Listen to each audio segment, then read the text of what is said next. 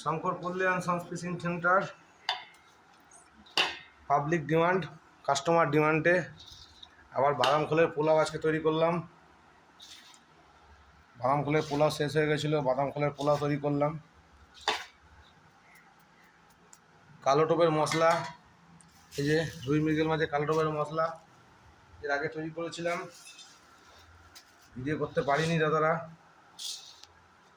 চাপের জন্য ভিডিও করা হচ্ছে না।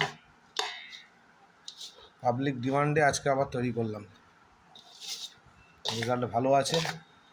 যারা সাবস্ক্রাইব করেননি চ্যানেলটা সাবস্ক্রাইব করে দেবেন।